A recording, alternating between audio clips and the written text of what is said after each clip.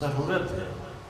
بعض وقت آپ توضیح مسائل کو دیکھیں گے، میں تھوڑی سی غلط فہمی کا ازالہ کرتا ہوں، وہ بھی بزرگان نے کیا ہے، میں بزرگان یعنی مجتہدین مراجع کے بعد آپ تک پہنچاتا ہوں۔ تو اب امر معروف نہی عن منکر بھی یہ کہ احتمال ہو اثر کرنے کا۔ اگر احتمال ہے کہ آپ کی بات اثر کرے گی تو امر معروف کرو، نہی عن منکر کرو۔ اگر یہ احتمال نہیں ہے تو واجب نہیں ہے۔ لیکن یہاں پر رکنے کی ضرورت ہے۔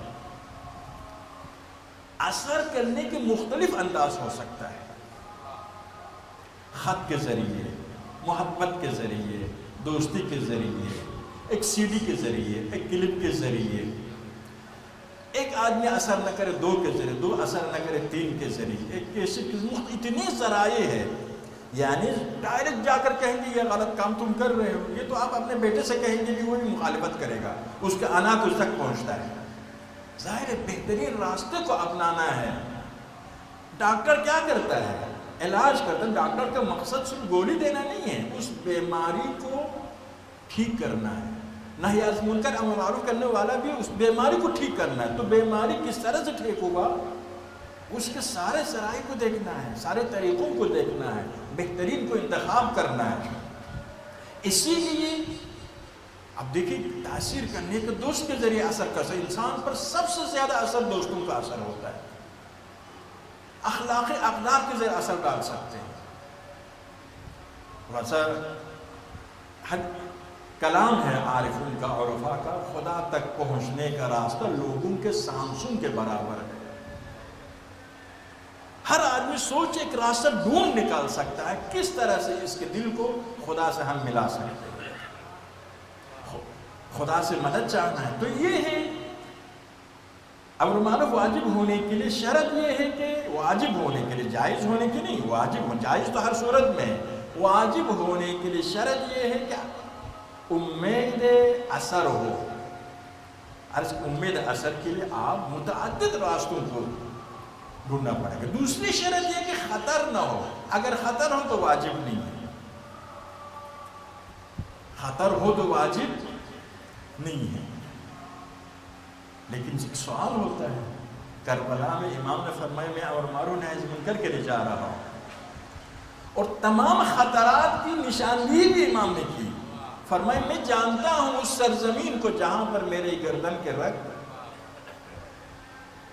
قطع کیے جائیں گے، تو کیا کرتے ہیں؟ اسی لیے فقہا فرماتے ہیں اگر کسی فردی حوالے سے امر معروف کرنا ہے، مثلا کسی کوئی نماز نہیں پڑھتا ہے، اسے کہتے ہیں نماز پڑھو، کوئی جھوٹ بولتا ہے، اسے کہتے ہیں جھوٹ مت بولو، ایسی جگہوں پر اگر خطرہ ہو تو آپ پر واجب نہیں۔ جان، مال، عزت، جس کی بھی خطرہ ہو، اپنے لیے خطرہ ہو، بچوں کے لیے خطرہ ہو، مومنین کے لیے خطرہ ہو، جو بھی ہو، لیکن جہاں دین کا مسئلہ ہے، قوم کا مسئلہ ہے، وہاں پر اپنی جان خطرے میں پڑ جائے۔ عالم خلقت کا سب سے افضل ہستی امام، اس نے نہ صرف اپنی جان کا نذرانہ پیش کیا، پورے خاندان کا نذرانہ پیش کیا۔ سارے انبیاء اور ائمہ اطہار نے یہ قربانی دی کہ امر معروف کے نہی عن منکر کے لیے، معاشرے کو اصلاح کرنے کے لیے۔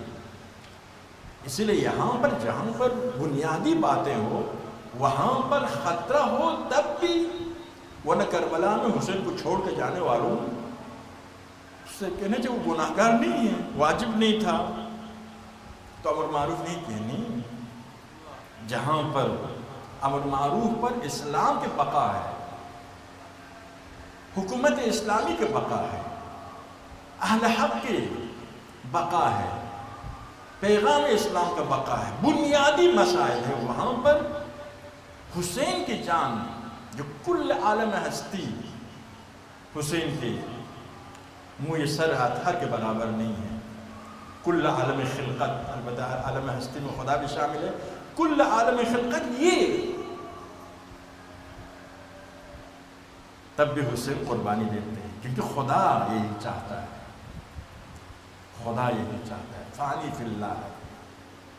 تو اسی لیے، اور بعض اوقات کچھ لوگ کہتے ہیں قدرت ہو، توانائی ہو تو امر معروف واجب، ورنہ واجب نہیں۔ یہاں پر بھی فقہ میں یہ باب ہے کہ اگر کسی آدمی کو کوئی عہدہ مل رہا ہے ظالم کی طرف سے، اس عہدے پر جائے گا تو کوئی صحیح کام کر سکتا ہے، امر معروف کر سکتا ہے، نہی عن منکر کر سکتا ہے، کوئی صحیح کام کر سکتا ہے، تو واجب ہے ظالم کی طرف سے عہدہ قبول کرنا۔